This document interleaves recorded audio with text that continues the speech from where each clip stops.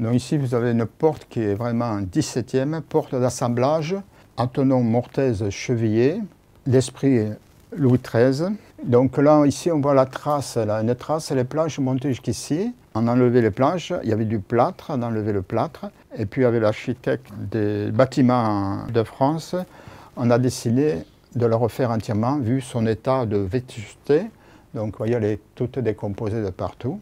Donc on a fait le plan, on a réalisé cette porte avec tous ces assemblages, ces coupes d'onglets, ces moulures et ces panneaux à plate-bande.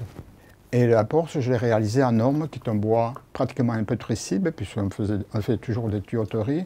C'est une des premières portes que j'ai fait à Pézenas, en collaboration avec la DRAC, les architectes des bâtiments de France.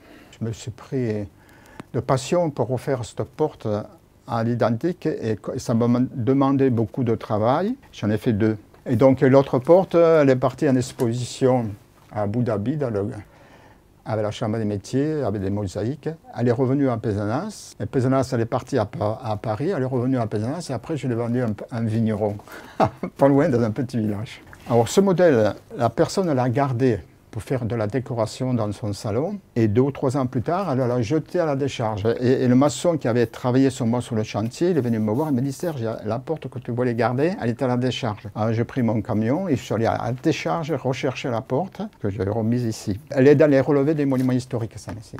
Et pour moi, c'est des archives, c'est très important parce qu'on voit vraiment ce qui se passe, on voit vraiment les assemblages, le bois, c'est du peuplier, le bois. Peuplier qu'on appelle loubeau, le peuplier avec le cœur rouge. Mais c'est une période après-guerre où vraiment il y a eu beaucoup de... La guerre a fait beaucoup de destruction dans le Nord, mais ici, la destruction, c'est par la méconnaissance et la sensibilité au patrimoine. Donc ça a un peu évolué, mais il faut toujours se battre pour que ce patrimoine reste en bon état. Et c'est vrai que le problème qu'on a, c'est dans les formations du bâtiment, la menuiserie, la charpente, la maçonnerie. Il n'y avait pas des cours d'histoire de l'art. Et il y a eu beaucoup de destruction par méconnaissance et par manque de savoir, quoi.